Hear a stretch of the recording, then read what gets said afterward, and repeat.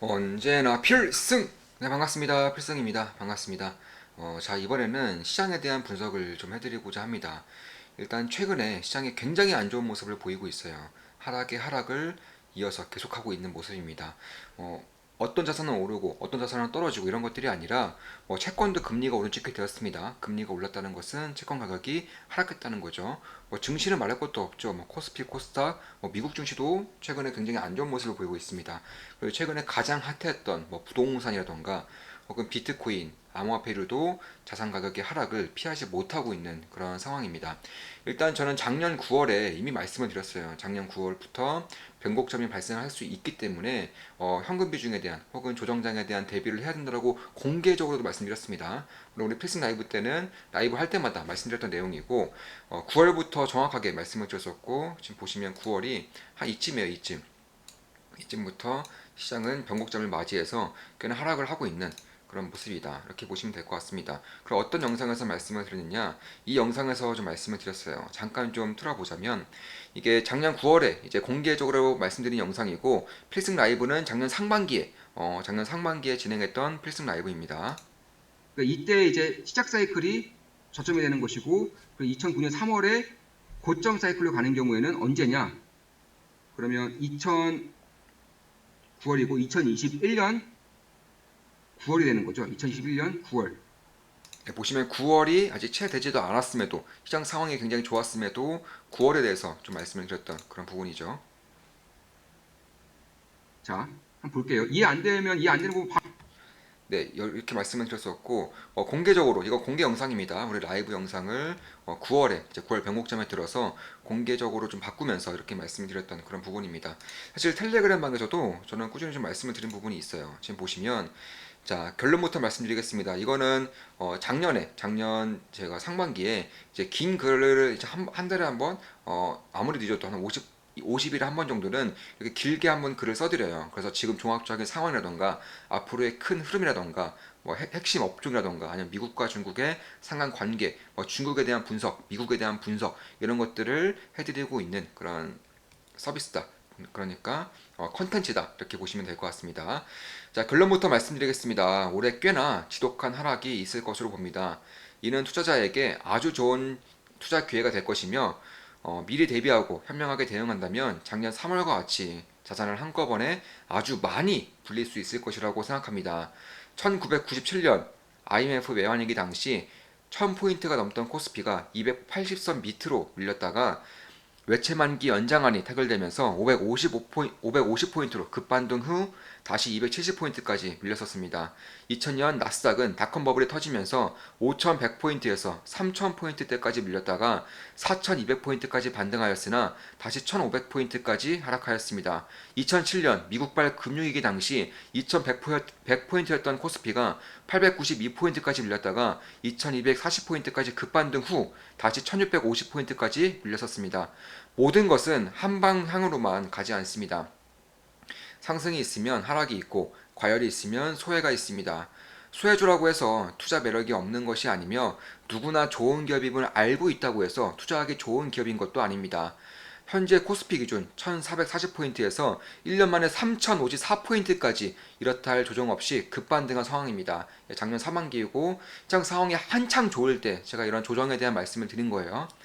언제 다시 2000포인트대까지 밀려도 전혀 이상할 것이 없는 것이죠. 역사는 반복되기 때문입니다. 세계 경기는 시장 기대만큼 좋지 않은 상황입니다. 대표적으로 현재 중국만큼은 경제 상황이 좋다고 하는 미국을 들 수 있는데요. 미국은 소비로 경제를 지탱하는 국가이기에 경기를 보려면 소비 지표를 봐야 합니다.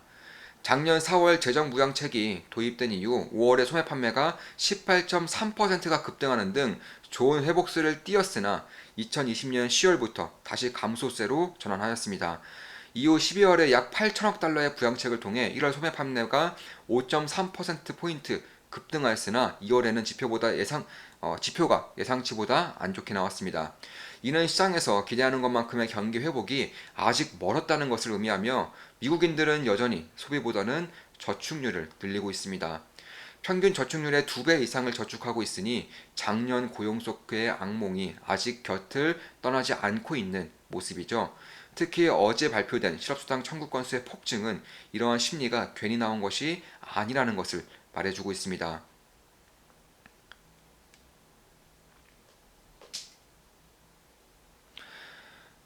자, 현재 시장을 지배하고 있는 인플레이션의 압력이 수요 견인이 아닌 비용 인상으로 인한 인플레이션이라는 것을 알 수 있으며, 저는 작년부터 수요가 아닌 비용으로 인한 인플레이션이라고 말씀을 드린 부분입니다. 조금만 잘못 나아가도 소득 그리고 경기는 그대로인데 물가만 상승하는 스태그플레이션으로 나아갈 수 있음을 뜻합니다. 이번에 시행될 1.9조 달러의 역대급 부양안 역시 단기적 효과에 머물 가능성이 높으며, 풀린 돈으로 인해 화폐 가치가 하락하여 원재료 가격만 올리는 비용 인상이 진행되어 오히려 소비를 더욱 위축시킬 수 있습니다. 게다가 바이든의 증세 정책으로 인해 시중에 3조 달러 정도의 유동성이 정부로 흡수될 것으로 보이며, 글로벌 자산 시장이 받는 충격은 생각보다 훨씬 더 클 수 있겠죠. 지금까지는 주식시장의 유동성 공급을 통한 경제 성장이라는 희망으로 장기 금리가 폭등하는 와중에도 잘 버티고 있지만, 지속적인 금리 상승으로 인해 이조차 통하지 않는 순간이 올 것이며, 결국 올해가 가기 전에 큰 폭의 조정을 맞닥뜨리게 될 것이라고 생각합니다. 이러한 조정이 지금 길어져서 올해 1월 때까지 지속되고 있는 상황입니다. 자, 조금씩 어두운 시그널들이 모습을 드러내고 있으며 올해 조정 가능성을 더욱 높이고 있습니다. 인플레이션이 오면 채권금리가 폭락하고 고평가 성장 기업들의 주가가 하락하는 것은 당연한 것인데, 원자재까지 빠지고 있으니 건전한 인플레이션이 아니라는 것을 암시하고 있는 것입니다. 그저 막대하게 풀린 돈들로 인해 억지로 가격이 올라갔던 것이고 수요가 되살아나지 않으니 이에 따른 충격이 전해지는 것이죠. 그렇다고 해서 지금 당장 주식을 공격적으로 팔아야 한다고 말씀드리는 것은 아닙니다. 이러한 것들이 수면 위로 올라 시장에 직접적인 충격을 가하기까지 시간이 걸리기 때문입니다. 1997년 외환위기, 2000년 닷컴 버블, 2007년 금융위기 전부 발생 전에 분명한 하락 시그널이 있었지만 시장이 이를 알아채고 폭락하기까지는 수개월의 시간이 걸렸습니다. 이런 규모가 비교적 작은 위기들도 마찬가지입니다. 작년 3월 경제 위기 때에도 몇 개월 전에 장단기 금리 차의 역전, 그리고 환율의 폭등 등 분명한 시그널이 있었습니다. 현재는 올해 하락을 일으킬 수 있는 몇몇 시그널이 나오는 시기이고, 현실화되기까지 약 6개월 정도의 시간이 남은 것으로 판단합니다. 6개월에 대한 이유는 표현하기 어렵기 때문에 이번 주 라이브 때 말씀드릴 계획입니다. 그때 말씀드린 라이브가 바로 방금 보여드린 라이브의 내용의 일부이고요. 9월달을 변곡점으로 조심할 필요가 있다라고 말씀을 미리부터 드렸던 것입니다. 그 아래에 있는 내용은 이제 지금보다 더 미래에 대한 내용이기 때문에 좀 패스하겠습니다. 이거는 좋은마음 기쁨덕의 멤버분들만 보실 수 있게 아직은 지금 비공개로 남겨놓고, 추후에 이제 이러한 일들이 발생했을 때 그때는 말씀을 드리도록 하겠습니다. 그리고 그럼 이 글에 대해서 어떻게 마무리를 지었느냐 이걸 좀 말씀드리자면, 자, 돌입하는 순간 핵심 기업들의 밸류에이션은 지금까지 우리가 알던 모든 고정관념을 깨버리며 역사상 없었던 고평가 영역으로 폭등할 것입니다. 이는 좋은 말로 자산 가격의 상승으로 인한 투자 황금 시대, 나쁜 말로는 양극화 극대화로 표현할 수 있습니다.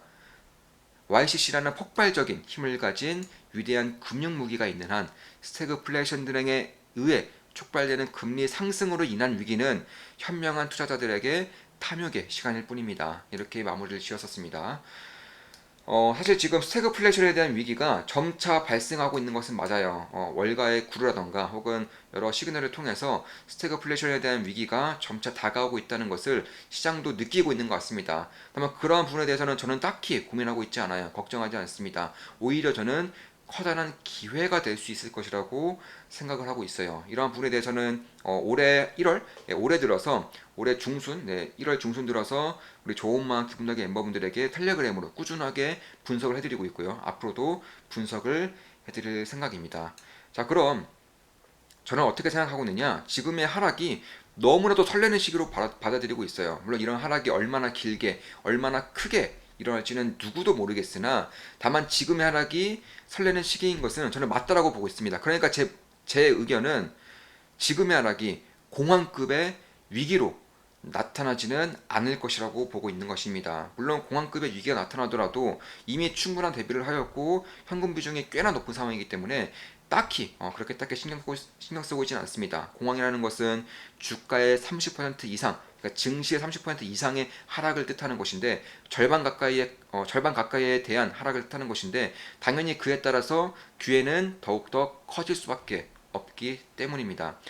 그럼 마지막으로 이제 이걸 보여드리면서 방송 마치겠습니다. 오늘 받은 글이고 사실 이러한 이제 글들이 하루에 꽤나 많이 오고 있어요. 그 중에서 딱 하나만 오늘 받은 글이기 때문에 좀 보여드리고 마무리 짓겠습니다. 사부님 드디어 현금 쓰시는 건가요? 사부님 따라 디파이에서 손 떨면서 인출하였습니다. 20%의 이자도 달달하네요. 지금까지 디파이에서 20% 정도의 이자를 꾸준히 받고 있었죠. 연이율입니다.